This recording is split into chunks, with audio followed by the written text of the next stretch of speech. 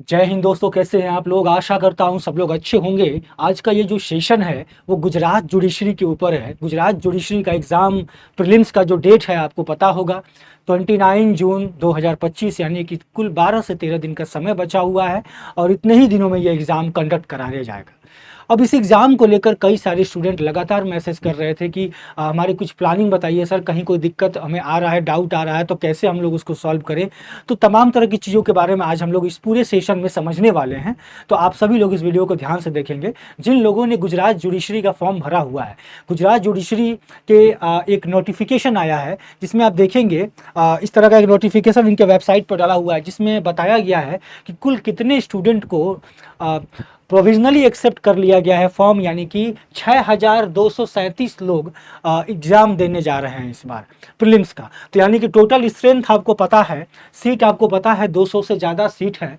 काफ़ी ज़्यादा इंपॉर्टेंट हो जाता है यह वैकेंसी, चूँकि वैसे लोग जिनको गुजराती लैंग्वेज आता था वही लोग इस फॉर्म को भर पाए हैं, या गुजराती लैंग्वेज में जिन्होंने अपने सेकेंडरी स्कूल पास किया हो, या जो नहीं पास किया है तो जो एग्ज़ाम होगा लैंग्वेज वाला वो देने के लिए एलिजिबल होंगे। तो उसी तरह के जो स्टूडेंट्स हैं वो अप्लाई कर पाए होंगे। बाकी जो स्टेट के लोग हैं, जो यूपी है, बिहार है, दिल्ली है, जिनको नहीं आता होगा वो गुजराती, वो लोग अप्लाई नहीं कर पाए होंगे। लेकिन फिर भी काफ़ी ज़्यादा संख्या है।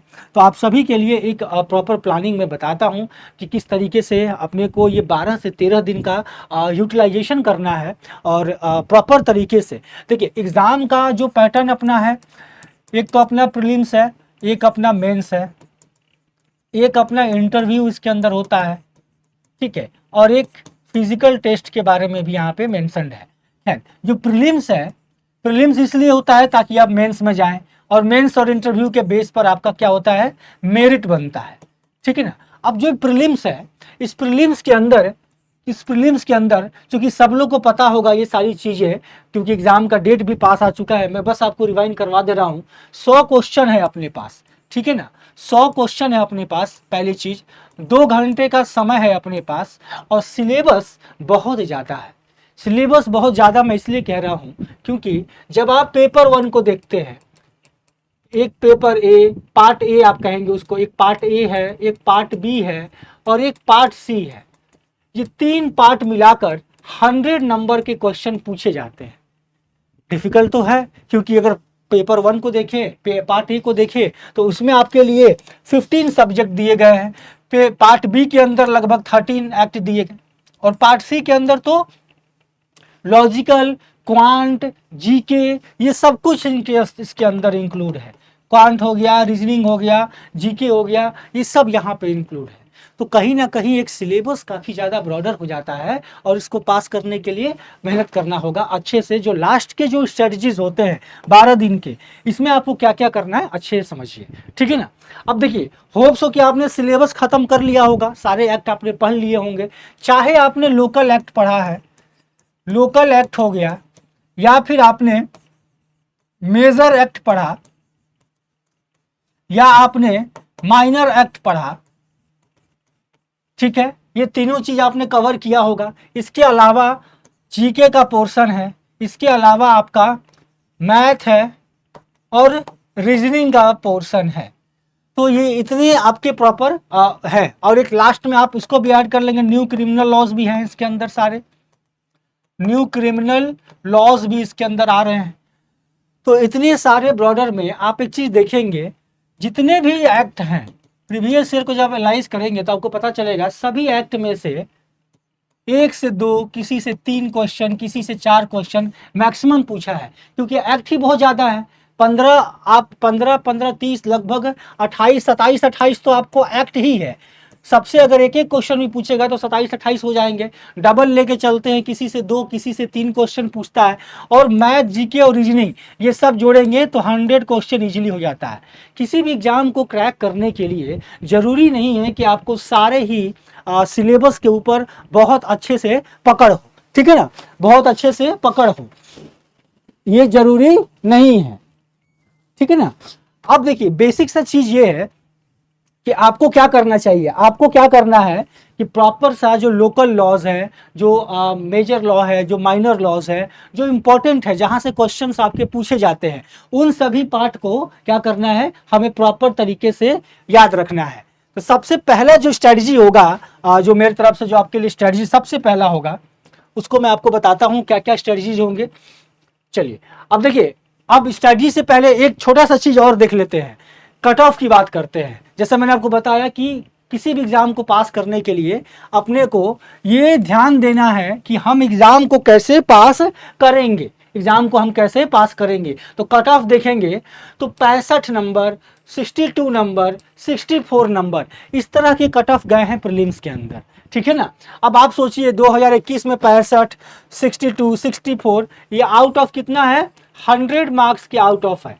यानी कि आप अगर लेके चलें, अगर हम कंपटीशन के ग्रोथ को अगर लेके चले तो 75 प्लस अगर आप स्कोर करते हैं तो आपका 2025 का प्रीलिम्स में आप सेफ जोन में रहेंगे, सेफ जोन में रहेंगे, है ना।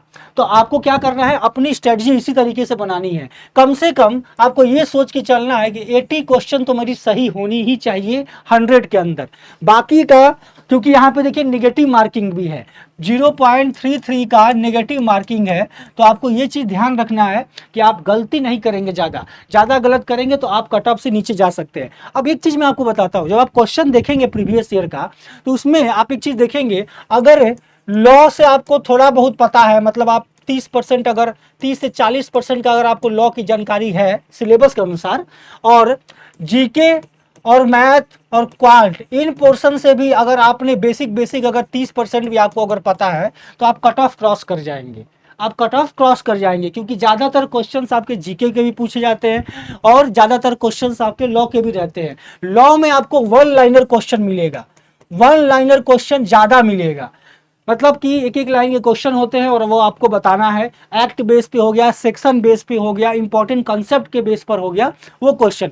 जीके में क्या है, जीके में भी काफी ज्यादा इंपॉर्टेंट जो करंट टाइप के टॉपिक होते हैं उससे क्वेश्चन को, देखिए जो पोर्शन आपको आपने कंप्लीट नहीं किया है, आप उस पोर्शन को ना ध्यान देकर कोशिश ये करें कि जिस पोर्शन को आपने अच्छे से पढ़ लिया है उनके सभी पार्ट को और ज्यादा मजबूत करें, ठीक है ना, और ज्यादा मजबूत करें। अब देखिए यहाँ पे जो सिलेबस आप ये देख रहे हैं, ये पार्ट 1 का सिलेबस है। पार्ट 1 के अंदर देखिए क्या क्या एक्ट है। आईपीसी, आपने आईपीसी पढ़ा होगा, भारतीय न्याय संहिता आपने अगर पढ़ लिया है तो सही है, आप इसमें से क्वेश्चन करेंगे। क्रिमिनल लॉज हो गया, भारतीय नागरिक सुरक्षा संहिता, एविडेंस हो गया, इसके बाद आपका गुजरात प्रोबेशन एक्ट हो गया। तो ये जो तीनों जो एक्ट है ये तो आपने पढ़ा होगा, अच्छे से किया होगा कवर, मेजर लॉ है।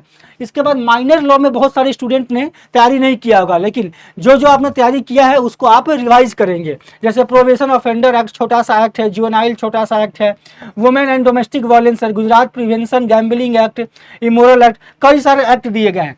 जो एक्ट आपने बार बार पढ़ा होगा आप उसी को मल्टीपल टाइम रिवाइज कीजिए, मल्टीपल टाइम क्या कीजिए, आप रिवाइज कीजिए, जितना हो सकता है उतना रिवाइज कीजिए।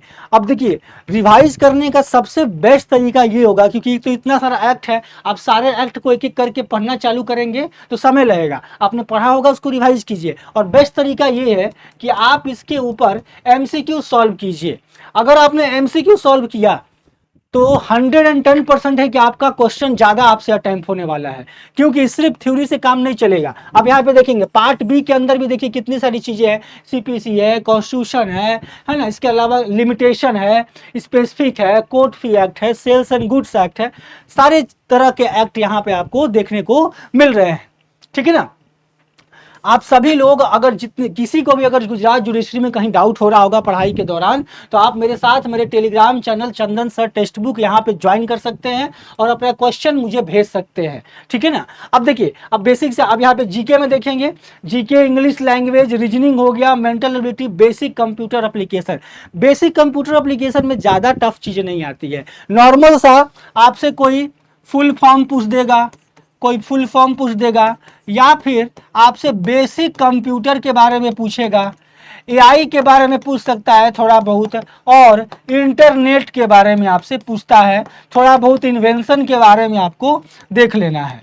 यही मेजर चीज़ें होती हैं जो किसी भी आपको छोटे से जीके के बुक में भी मिल जाएगा। इसको बढ़िया से आपको क्या करना है, रिवाइज कर लेना है। केवल इसी तरीके से आपका एग्जाम कैसे निकलेगा। अब देखिए बेसिक सा चीज़ क्या है, आपको सबसे पहले क्या करना है, सबसे पहले आपको करना है जो जो आपकी 10 डेज की जो प्लानिंग होनी चाहिए, सबसे पहले आप क्या करेंगे, एमसीक्यू प्रैक्टिस करेंगे। एमसीक्यू क्या कीजिए, आप प्रैक्टिस कीजिए। और ये एमसीक्यू की प्रैक्टिस किस पे करेंगे, अलग अलग एक्ट के ऊपर करेंगे। हर एक एक्ट के ऊपर, अगर आपको गैम्बलिंग एक्ट के ऊपर नहीं मिल रहा है, जहां नहीं मिल रहा है उसको छोड़ दीजिए, लेकिन जितने मिल रहे हैं उन सब के ऊपर आप क्या करें, कम से कम 500 क्वेश्चन ऑन ईच एक्ट। हर एक एक्ट के ऊपर 500 क्वेश्चन आप क्या कीजिए, क्वेश्चन कीजिए, प्रैक्टिस कीजिए। और जहां पे जो क्वेश्चन आपके क्या हो रहे हैं, रॉन्ग हो रहे हैं, आप क्या करेंगे, उसको उसके थ्योरी को रिवाइज कर लेंगे। रिवाइज क्या करेंगे, आप उसके थ्योरी को करेंगे, ठीक है ना। और लास्ट में क्या करना है आपको, साथ में जैसे 2 दिन आपने ये किया तो तीसरा दिन आप क्या करेंगे, एफटी लगाएंगे। एफटी लगाएंगे और एफटी से बेसिक सा क्या है, आपको कंप्लीट करेंगे, अपनी पूरी प्लानिंग को देखेंगे कि आपकी तैयारी कितनी ज़्यादा स्ट्रांग हुई है। मॉक टेस्ट लगाना जुडिशरी को निकालने के लिए सबसे इंपॉर्टेंट फेज होता है। जैसे राजस्थान जुडिशरी की तैयारी कर रहे हैं तो उसकी मॉक टेस्ट भी आ चुकी है, तो आप टेलीग्राम चैनल में जाकर आप देखेंगे, वहां आपको मिलेगा। तो बेसिक सा क्या है कि आप इस तरह के मॉक टेस्ट लगाएं, क्वेश्चंस लगाएं, प्रैक्टिस करें। और जीके के पोर्शन वाला जो है, जीके के पोर्शन को, जो जीके वाला पोर्शन है उसको बेसिक सा देखिए। मैथ और रीजनिंग के ऊपर उतना ध्यान देने की जरूरत नहीं है, क्योंकि बेसिक सा क्वेश्चन होता है। और अगर आपने मैथ पढ़ा है 10th स्टैंडर्ड तक, तो आपको कहीं ना कहीं एक छोटे से लॉजिक से भी आप उसको सॉल्व कर लेंगे। जीके में आपको बेसिक से चीज़ें ध्यान रखना है। जैसे आपका जीके का कोई भी एक बुक ले लेंगे, उसको आप पढ़ लेंगे। इंटरनेशनल ऑर्गेनाइजेशन से संबंधित क्वेश्चन पूछे जाते हैं। अब देखिए मैं आपको चीज़ दिखाता हूँ, आप प्रीवियस ईयर को एनालाइज कीजिएंगे, ठीक ना। ये 3-4 चीज़ें हो गई। पांचवा चीज़ जो आपको करना है, previous year paper. Previous year paper को सॉल्व कर जाएंगे। जितने भी प्रीवियस ईयर पेपर हैं उसको बढ़िया से सॉल्व कीजिए। ये सारे स्ट्रेटजी को आपको लास्ट के 12 डेज में अपनाना है। और कहीं भी कोई प्रॉब्लम होता है तो आप टेलीग्राम चैनल चंदन सर टेक्स्ट बुक पे पूछ सकते हैं, ठीक है ना। चलिए अब ये देखिए, ये क्वेश्चन है आपका 2023 का। अब इसमें देखिए पहला ही क्वेश्चन क्या पूछा है, फुल फॉर्म पूछ दिया, ये एक सेक्शन वाला क्वेश्चन पूछ दिया, यहाँ पे एक लीगल मैक्सिम का क्वेश्चन पूछ दिया, ये देखिए एक ब्लड रिलेशन का क्वेश्चन है। अब इस तरह के क्वेश्चन आएंगे अगर रीजनिंग के, तो इसके लिए आपको क्या करना है, एक बेसिक से अपना कंसेप्ट डेवलप करके चलना है, क्योंकि अभी समय कम बचा है, ठीक है ना।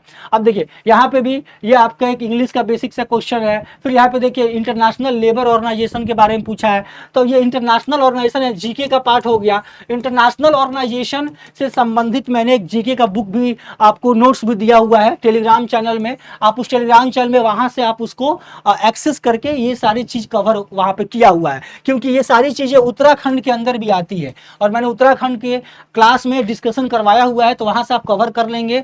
एविडेंस एक्ट का एक क्वेश्चन है, स्पेसिफिक रिलीफ एक्ट का क्वेश्चन है, यहाँ पे देखिए क्या यहाँ पे एक रीजनिंग का क्वेश्चन है, कोडिंग डिकोडिंग का। इस तरह के क्वेश्चन को तो आप इजिली कर लेंगे। तो आप जब देखेंगे आपको कहीं ना कहीं मिलेगा, ये आईपीसी क्वेश्चन हो गया, ये आपका आईपीसी क्वेश्चन हो गया, ये सीआरपीसी क्वेश्चन हो गया, सब वन लाइनर स्टेटमेंट वाले क्वेश्चन पूछते हैं। ये लिमिटेशन का, ये ट्रांसफर ऑफ प्रॉपर्टी का, ये कॉन्ट्रैक्ट का हो गया, ये हिंदू मैरिज एक्ट का हो गया। इस तरह से क्वेश्चन आपसे देखिए कितने इजी क्वेश्चन पूछे जाते हैं। तो होप्स हो कि आपको इस क्लास से ये सारी चीजें समझ में आ गई होंगी कि हमें सबसे पहले पीवाईपी को सॉल्व करना है, सारे पीवाईपी को।